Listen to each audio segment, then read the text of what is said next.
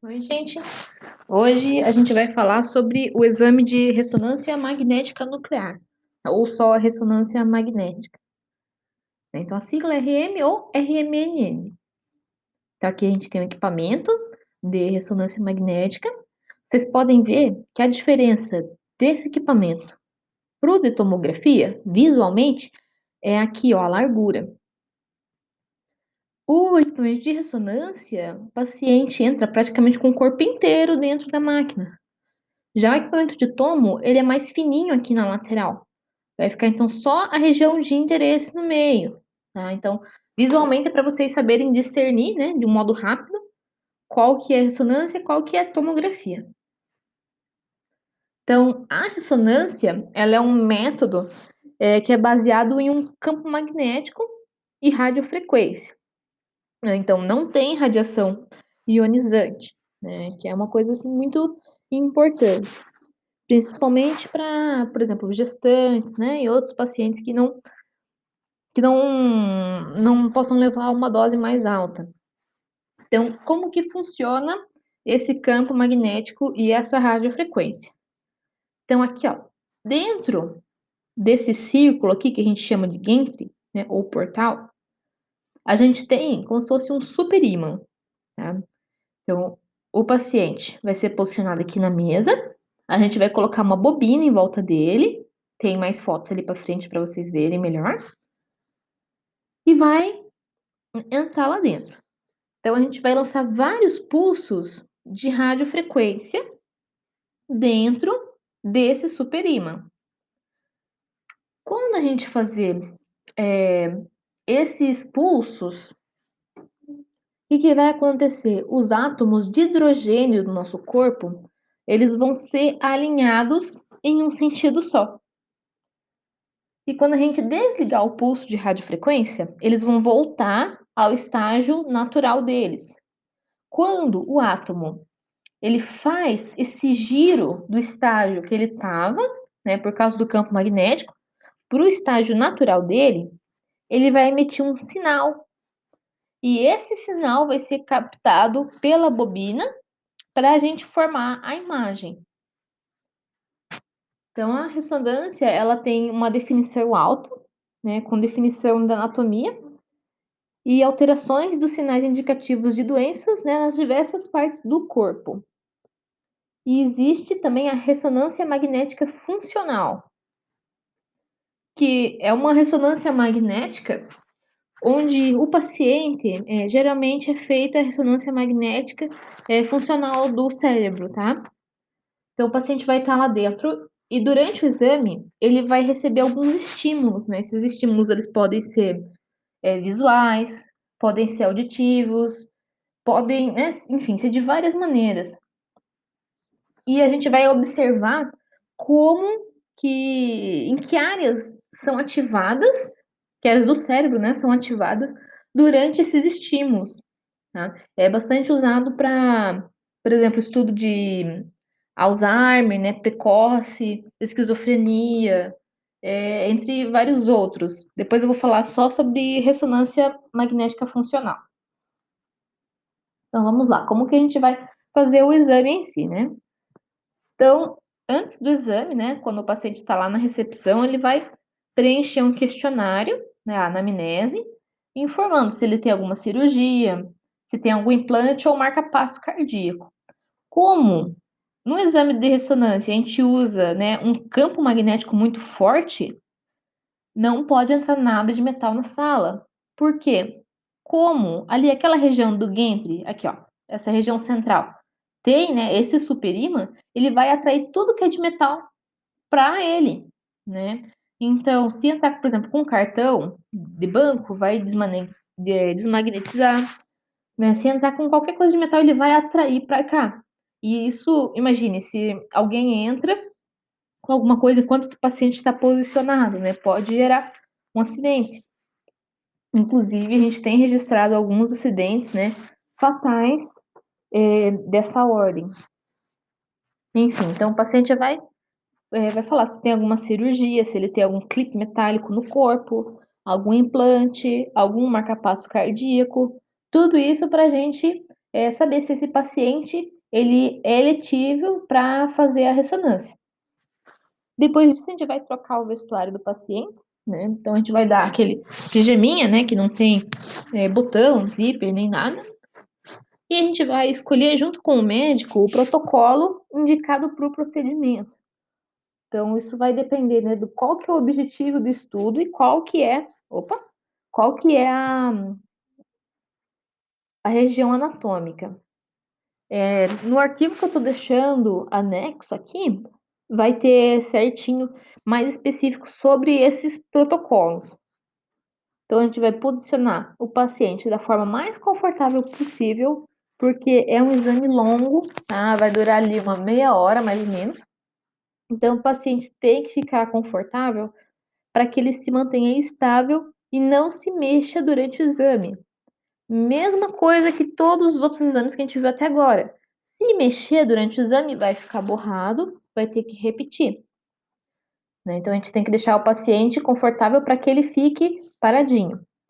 E sempre manter o diálogo com o paciente durante todo o exame, né? Para saber se ele está bem.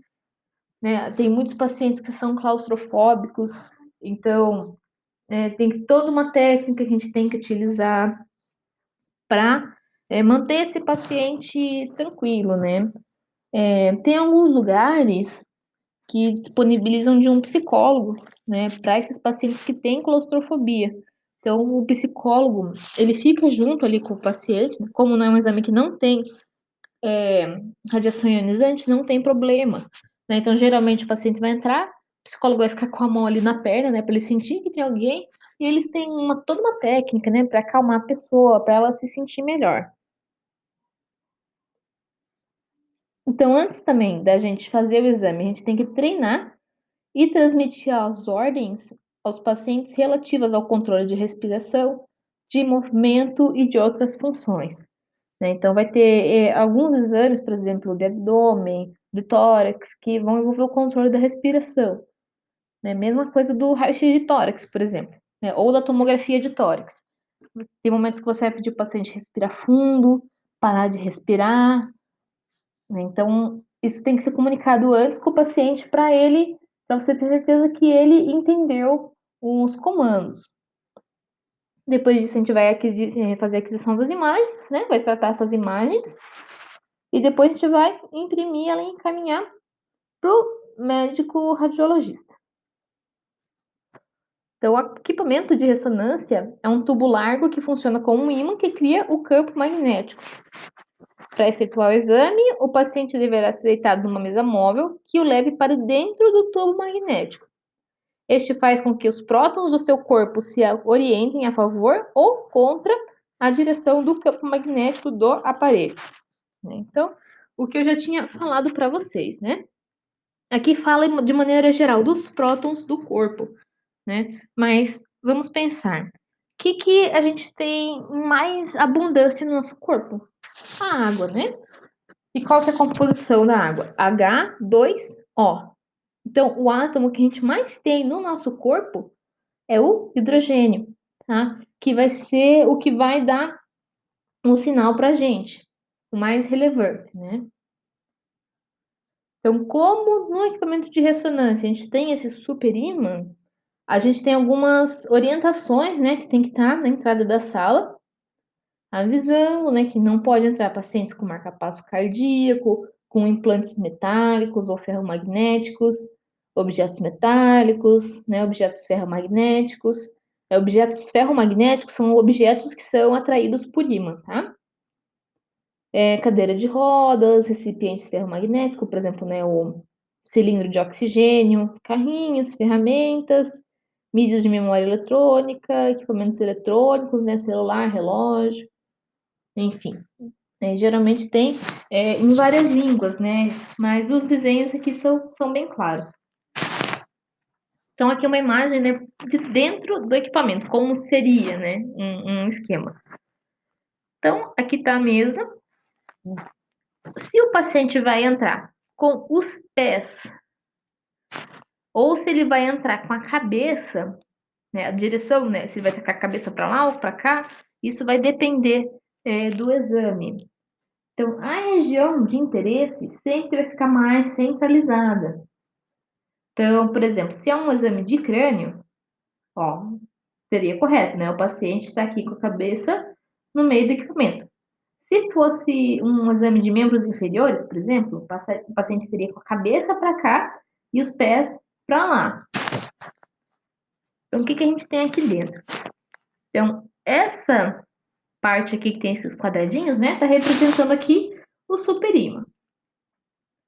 Aqui do lado, a gente tem as bobinas magnéticas de gradiente. Então, a gente tem as bobinas de gradiente e as bobinas de radiofrequência. A bobina de gradiente, ela fica no equipamento. E a bobina de radiofrequência é aquela que vai ficar em volta do paciente. Certo? Tem também o transmissor de radiofrequência, né, que vai dar os diversos pulsos para a gente, né, de radiofrequência. E tem que ter um sistema de resfriamento muito bom, tá? É a base de hélio líquido, porque como, né, um equipamento que vai gerar um campo magnético muito intenso, tem que ter esse sistema de resfriamento para evitar o superaquecimento. Ó. Então, essas aqui são as bobinas de radiofrequência. Então, aqui, ó, por exemplo, para exame, né, de corpo inteiro. Aqui, exame de ombro. Aqui, exame de joelho, né, ou de alguma região do membro inferior. Aqui, bobina de cabeça. Tem essa curvinha aqui, porque o paciente, a cabeça aqui vai ser fechadíssima em cima da cabeça. Então, aqui tem um espelho para o paciente, quando ele olhar, ele veja fora, né, do ambiente, para que ele não se sinta tão preso, né? Então, aqui a bobina de tórax, né, que é a mesma de abdômen, pelve, né, só vai mudar aqui a região que ela vai ser colocada. Enfim, são essas bobinas que vão receber o sinal, né, do campo de radiofrequência ali para formar a imagem, né, o sinal do campo de radiofrequência e também o sinal que nossos átomos vão emitir, né? Então, quando eles voltarem, fizerem esse relaxamento da posição que eles estão para a posição natural, essa mudança, né, de estado a gente chama de spin, né? Porque o átomo geralmente não, ele vai fazer um giro para voltar a esse estágio natural. E o exame de ressonância magnética é um exame que usa contraste. Tá? Não necessariamente todo o exame, né? Mas a maioria deles. E diferente do contraste da tomografia, é um contraste que não é iodado, né? Não é a base de iodo. O problema do contraste da tomografia ser a base de iodo é que podem haver reações alérgicas, né? É mais comum, por exemplo, pacientes que têm alergia a frutos do mar, né? Provavelmente vão ter uma alergia a iodo, né? Então eles não são candidatos a fazerem a tomografia. Já aqui na ressonância, como a gente usa o gadolínio, ele é bem tranquilo. Então, o paciente não vai ter os outros sintomas colaterais, né? Como, por exemplo, no contraste da tomografia, o contraste iodado. O paciente ia sentir um gosto metálico na boca, ele podia sentir sensação de queimação, de ardência no local onde fosse injetado o contraste, né? Coisa que a gente não vai ter aqui com o gadolínio. E depois do exame, né, o paciente vai eliminar pela urina o contraste. Então, aqui, ó, esse T1 aqui significa o primeiro tempo, né? O primeiro, como se fosse o primeiro pulso, sem contraste e com contraste do mesmo paciente. Então, vocês vejam que aqui, ó, com contraste, eu tenho mais informações aqui dessa lesão, né? Da onde ele se ligou, porque, enfim. E também, como é um exame que o paciente vai ficar todo dentro da máquina, pode ter problema da claustrofobia, é um exame longo, enfim. A gente vai dar para o paciente uma perinha aqui, ó, um botãozinho, que caso ele esteja passando mal, caso aconteça alguma coisa, ele vai apertar esse botão e vai parar o exame, né? Ele apertando esse botão, a mesa, né, vai ser deslocada para fora e a gente vai ver o que está acontecendo. Claro que a gente sempre avisa o paciente que é só para apertar o botão em último caso, né? Se ele realmente estiver passando mal, né? Se não tiver bem mesmo. Então, a ressonância, ela é ideal para diagnóstico de esclerose múltipla, para tumores da pituitária do cérebro, infecções no cérebro, na medula ou articulações, visualização de ligamentos rompidos, né, no joelho, pulso, tornozelo, lesões no ombro, diagnóstico de tendinite, avaliar massa nos tecidos macios do corpo, tumores ósseos, cistos, hérnias de disco na coluna e derrames no estágio inicial. Então, como a ressonância ela é a base do hidrogênio, a gente vai visualizar melhor aqui os tecidos moles, tá? Em comparação com a tomografia.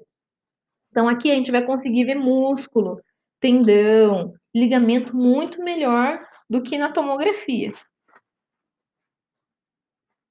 E aqui está mostrando as várias bobinas de gradiente, né? Então, a gente tem vários eixos. No eixo X, Y e Z, né? Para que a gente receba sinal de todas as direções possíveis.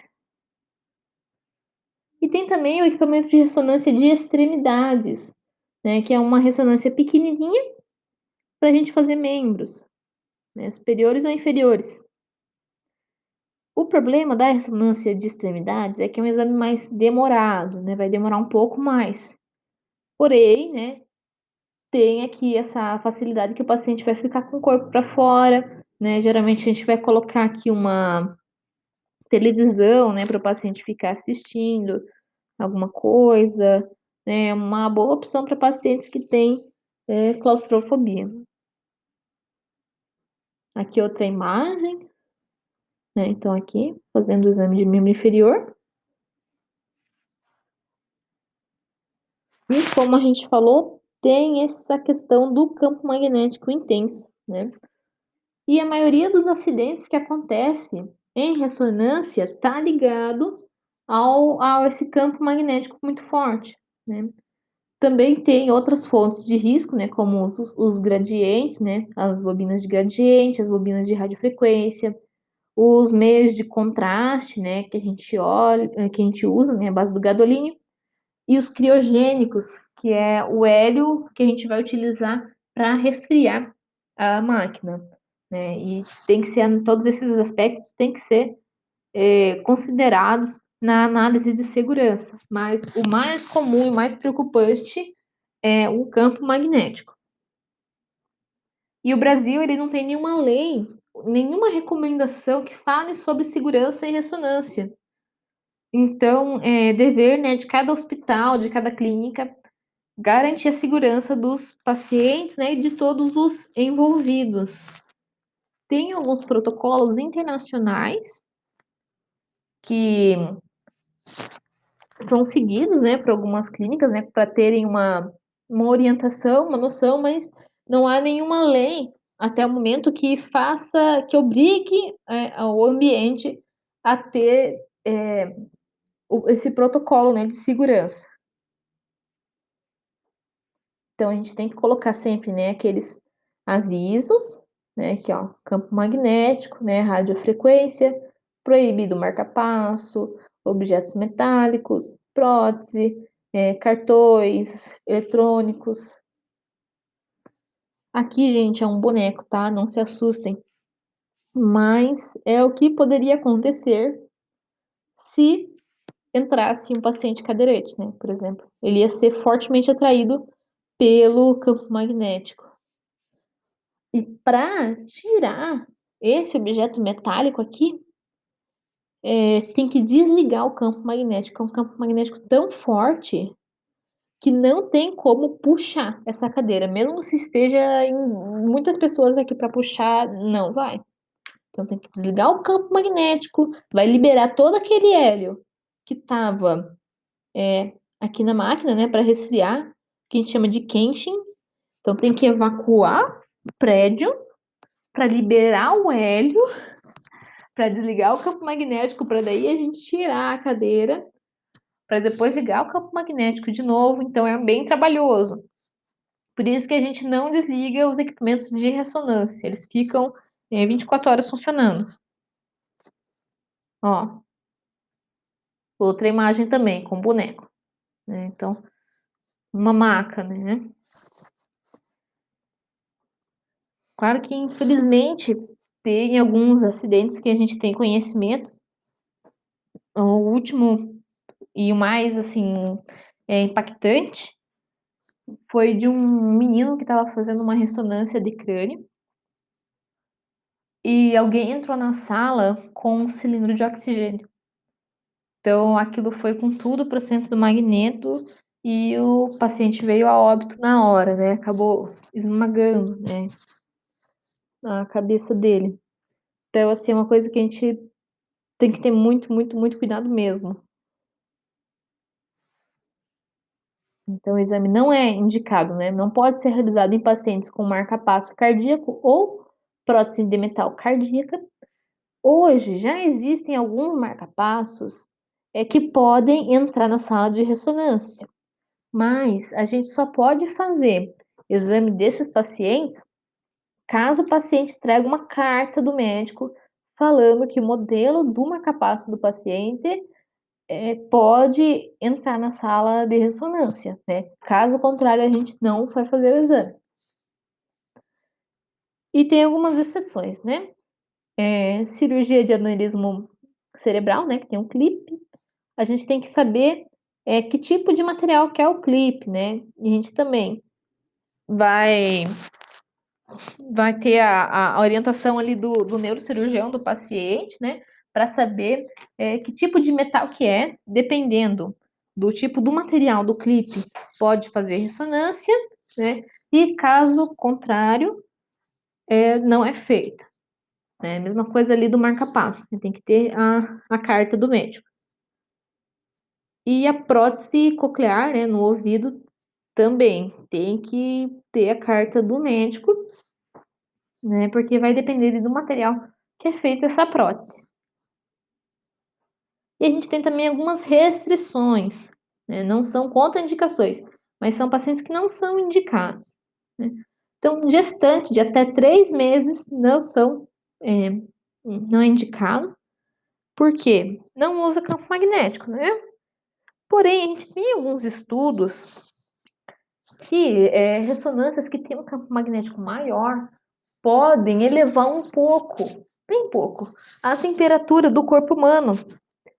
Então a gente não sabe como que o feto vai ser afetado com esse aumento da temperatura. Então por isso a gente não indica para o primeiro trimestre de gestação. Em relação a essa força do campo magnético, a gente tem ressonâncias de 1,5 Tesla, que é a maioria que tem aqui no Brasil. Ressonância de membros também é de 1,5 Tesla. Tem algumas ressonâncias de 3 Tesla, que são geralmente dedicadas só para exames cerebrais.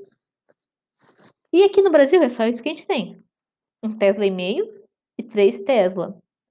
Fora do Brasil, nos Estados Unidos e na Europa, a gente tem algumas ressonâncias de 6, 7 Tesla. Tá? E existe mesmo até uma ressonância de 11 Tesla, que gera assim, uma imagem maravilhosa. Mas ela ainda está em estudo, não está sendo feito exames diagnósticos, né? Só exames por exemplo, cadáver, né? E simulações.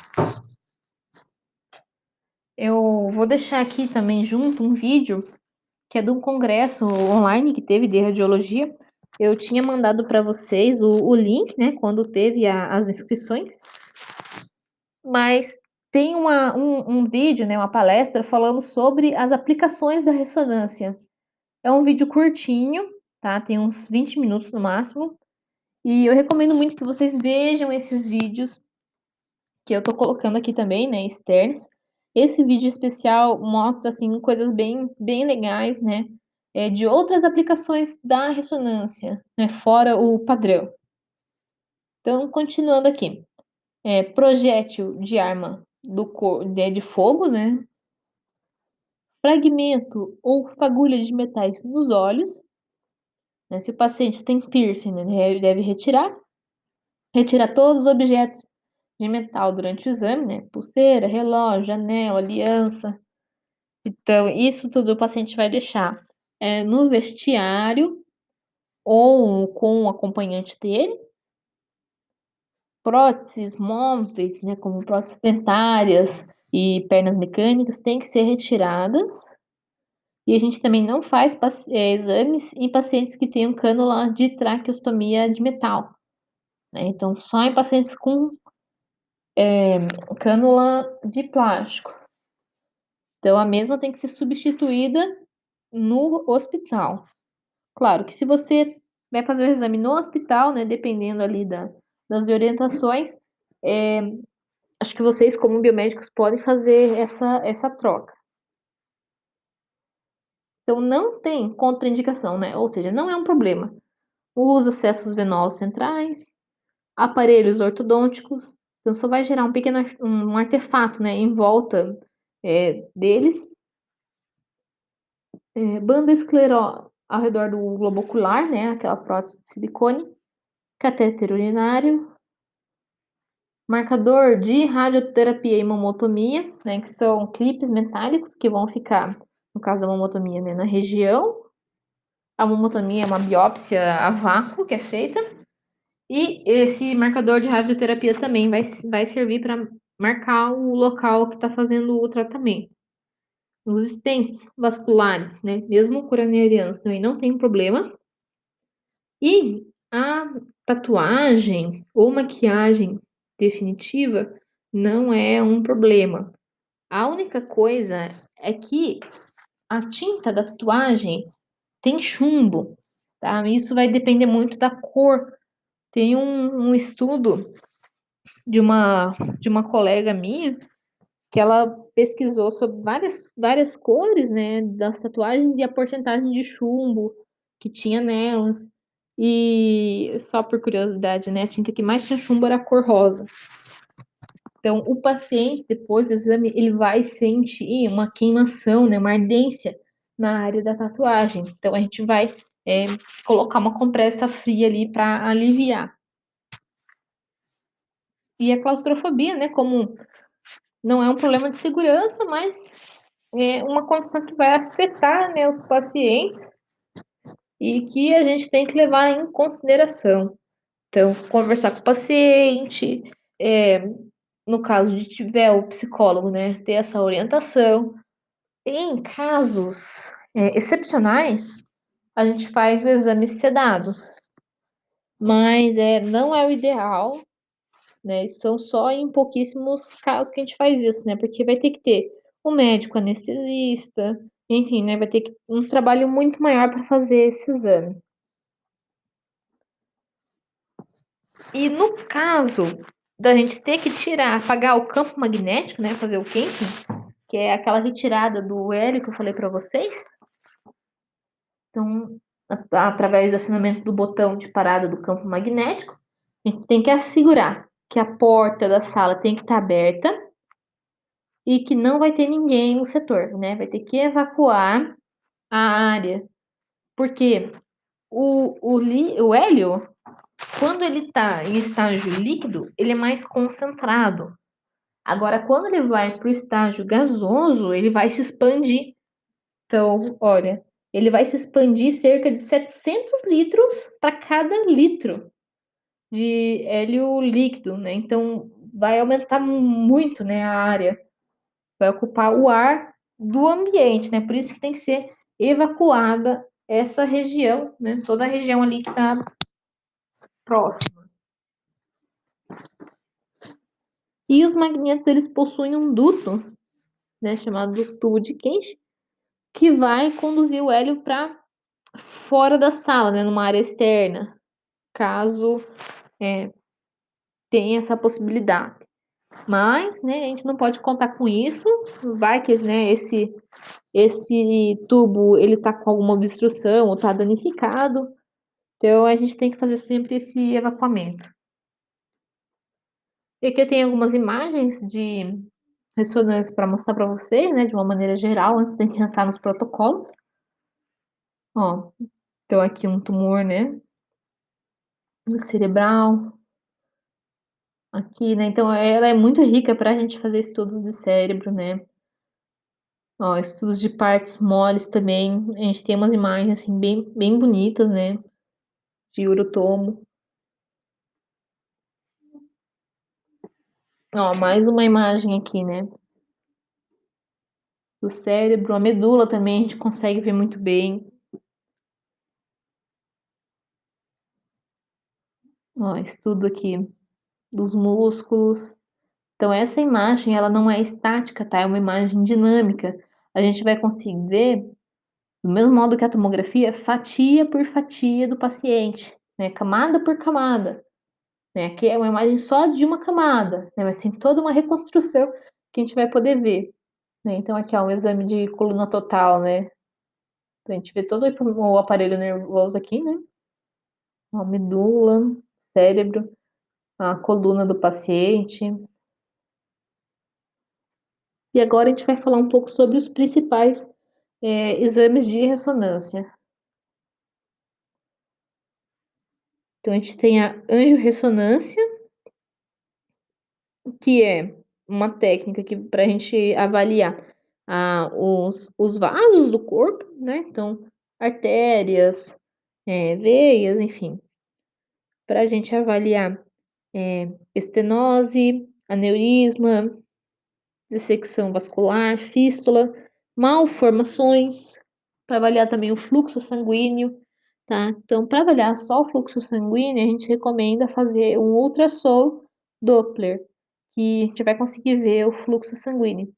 Mas em alguns casos, né, mais complexos, pode ser feita a ressonância, para avaliar trombose ou obstrução vascular, síndromes compressivas vasculares e invasão tumoral.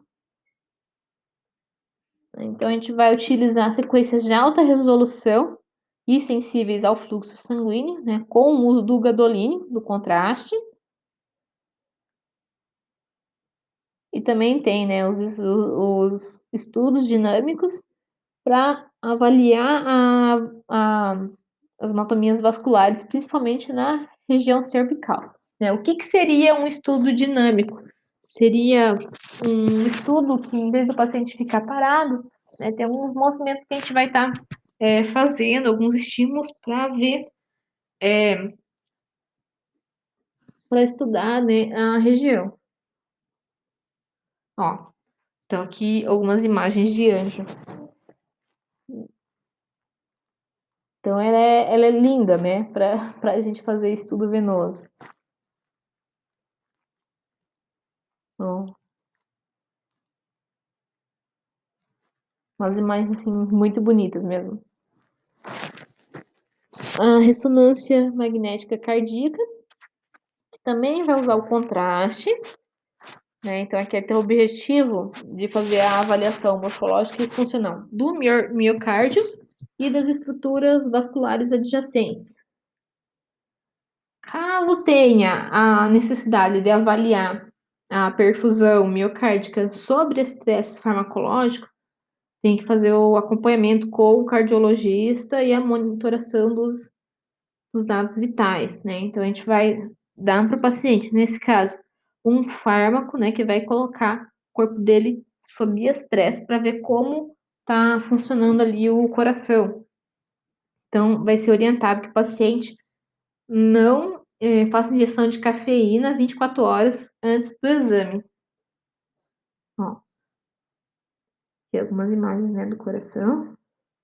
Então na res, mesma coisa da toma, a gente consegue fazer cortes, na região sagital, coronal, axial.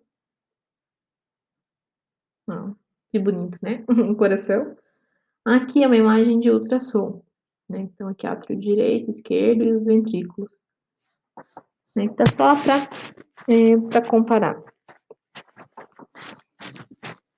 E depois dos 3 meses, né, de gestação, a gente também pode fazer a avaliação, do feto e do seu desenvolvimento, né, vendo de forma mais detalhada os órgãos, as estruturas, os vasos, reconhecer o parênquima cerebral, para fazer a avaliação de malformações, síndrome, isquemias e algumas lesões que a gente não vai conseguir ver no ultrassom, tá? Mas o que a gente vê, assim, né, mais comum é para malformações mesmo. Ó, aqui algumas imagens, né?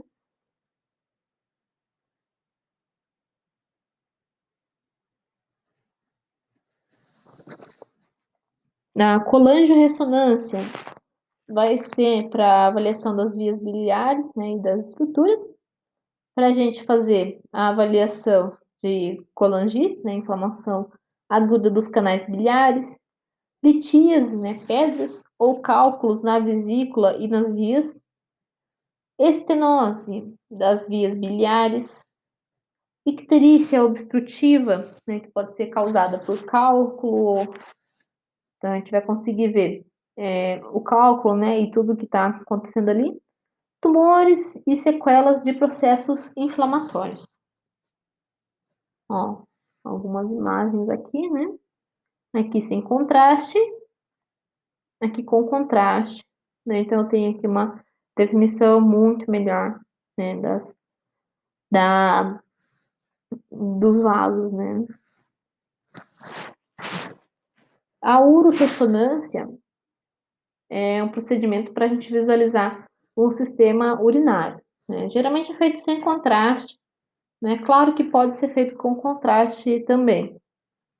Então, a indicação é de uropatias obstrutivas,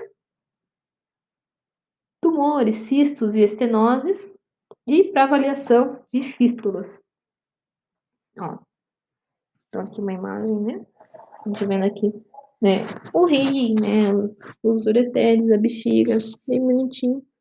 Ela tem baixa sensibilidade para calcificações, tá? Então, para a gente avaliar cálculo renal, é melhor fazer uma tomografia ou até mesmo o raio-x. Mas pode ser utilizado, né, na uropatia obstrutiva em pacientes que não podem fazer a tomografia.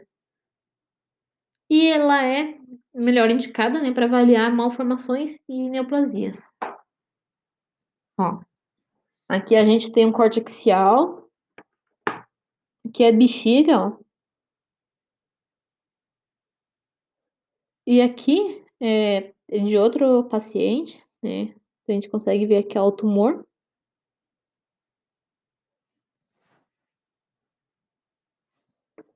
E a ressonância magnética funcional, que eu acho maravilhosa, que a gente consegue ver as áreas do cérebros que são ativadas de acordo com um estímulo. Então, a ressonância magnética funcional, ela vai mostrar maior, né, magnitude e a extensão espacial da atividade cerebral durante algumas tarefas. E como vai ter o aumento da oxihemoglobina e a diminuição da desoxihemoglobina, né, que é paramagnética, em conjunto com o aumento do fluxo sanguíneo, vai resultar em um aumento do sinal. Então, ela é feita para fazer planejamento cirúrgico, né? Então, o médico vai conseguir avaliar que áreas, né, estão sendo avaliadas perto da estrutura de interesse para ver, para, né, fazer todo o planejamento. Então, né, no caso de candidatos à neurocirurgia, é mapeado, né, a região responsável por funções primárias, sensório-motoras ou pela linguagem, memória e outras funções, para a gente conseguir minimizar os riscos de déficit funcional pós-operatório. Então, aqui nessa imagem, essas cores foram adicionadas com o processamento, tá, gente? Mas, ó, as regiões azuis, né, de cores mais frias, demonstram regiões que têm menor atividade do que as regiões de cores mais quentes, né? Então, o vermelho tem mais atividade, o laranja, o amarelo, né, intermediário e o azul, uma atividade um pouco menor. Aqui, ó, tem uma imagem, né? Como eu dei um print, acabou ficando com uma qualidade meio ruim. Mas aqui a avaliação de pacientes com esquizofrenia. Eu vou deixar aqui do lado o link do artigo para vocês darem uma olhada. É um estudo bem bacana. Então, aqui está mostrando as diferenças na ativação do córtex frontal inferior, né? Então, a gente tem três grupos. O primeiro é o grupo controle. Aqui são pacientes esquizofrênicos sem transtorno do pensamento e aqui com transtorno de pensamento, né? Então, vejam que as áreas, né, de ativação vão diminuindo, né? Bem bacana. Aqui, para elaboração, as áreas, né, que são ativadas para elaboração da linguagem surdos bilíngues, né? Então, as regiões que são ativadas. Enfim, tem vários estudos maravilhosos de ressonância magnética funcional. É uma área que está crescendo bastante. É um exame relativamente novo, né? Então, eu vejo que tem muito futuro aí essa área. Tem também a artrorressonância, que é para estudo das articulações, né, que tem maior sensibilidade e especificidade nas detecções de lesões interarticulares, né, como lesões nas cartilagens. E também é feita com a injeção do meio de contraste via intraarticular. Ó, então, aqui uma imagem de uma ressonância convencional e aqui de uma artro. Então, foi injetado o contraste aqui na região, né, da cabeça do fêmur. Bom, então aqui a gente consegue visualizar melhor essa região, né, da cartilagem do que sem o contraste, né? Então, se tiver dúvidas, né, diagnósticas na ressonância, a artrorressonância ela pode trazer maiores informações quanto à avaliação de estruturas dentro da articulação, né? Ela vai distender a articulação com uma solução líquida, que vai ter o contraste iodado não iônico, o gadolínio e um anestésico, para a gente ter esse resultado aqui. É isso, gente. Então, vejam lá o vídeo falando sobre as aplicações da ressonância, né? Mostrando outras áreas que a ressonância pode ser empregada também, tá? Qualquer dúvida, vocês mandem e-mail, entre aqui no chat, no horário da aula. Enfim, vocês sabem como me achar, tá bom? E tamo junto. Até a próxima!